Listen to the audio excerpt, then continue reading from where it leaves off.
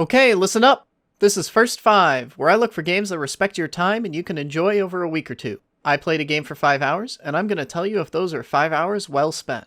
Today, we're doing the most thankless job on Earth in Healer's Quest.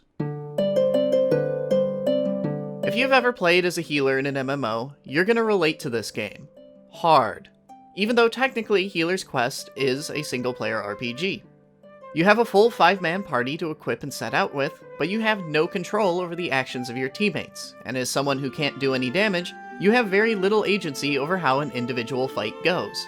All you can do is keep healing and hope your dipshit AI teammates figure out how to win the fight before you run out of mana. It also doesn't help that your teammates are absolute dicks, the ultimate stereotypes of that guy that any MMO healer inevitably picks up a horror story or two about in their career. They selfishly split loot based on who gets the last hit, meaning you literally never get any rewards for your hard work, get angry and blame you when they die, make you sleep outside at inns, constantly put you down as having no value even though you're the only reason they've survived more than 5 hapless steps, and even abandon you mid-fight for their own petty reasons. And they treat each other about as well as they treat you.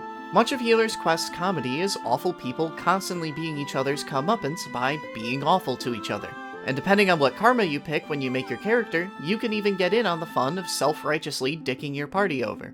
The other half of Healer's Quest's humor is a bunch of referential jokes to other games and gaming culture in general.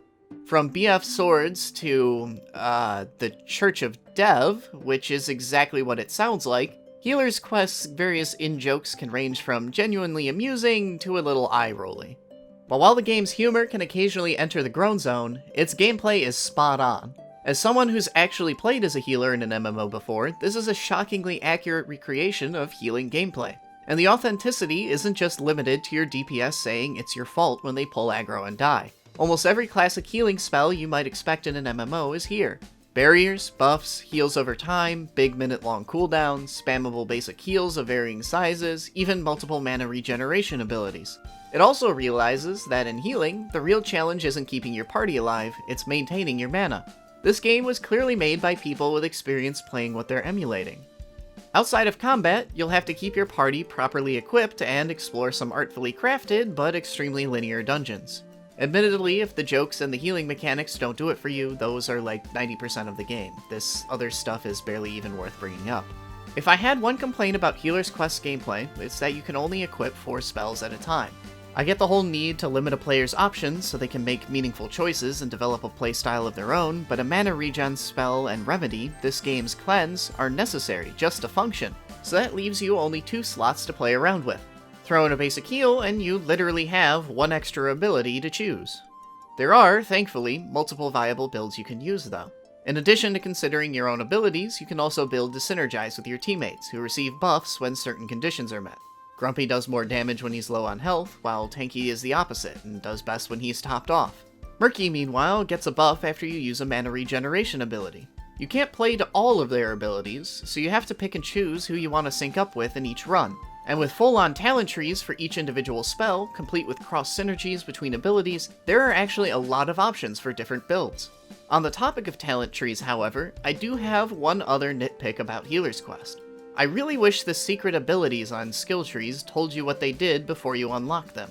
Considering I can only undo my most recent talent, I don't want to invest 4 skill points into a skill I'm not using just to see what the secret ability might be. Luckily, most of these secret abilities are all about synergizing with each other, but between the secret abilities being total wildcards and not knowing exactly when you'll learn a given spell, it's difficult to plan builds with so many unknowns, especially because Healer's Quest is a brand new indie and there's no wiki to go look all that up on. But enough nitpicking, it's time for a verdict. I'm having an absolute blast leading my party of scumbags around on misadventures, and if anything I said so far sounds entertaining, you probably will too. And between karma options, changing a surprising number of conversations, and all the different builds you can experiment with, this game has a ton of replayability. Healer's Quest is very much a comedy game that's in on the joke every step of the way. And while sometimes the game's humor causes it to painfully elbow and wink at you over a flat punchline, far more often its irreverence left me in stitches. If you're not a big MMO player, I could see this game going over your head at points, but people who are going to enjoy this probably already know who they are and are already checking their wallets.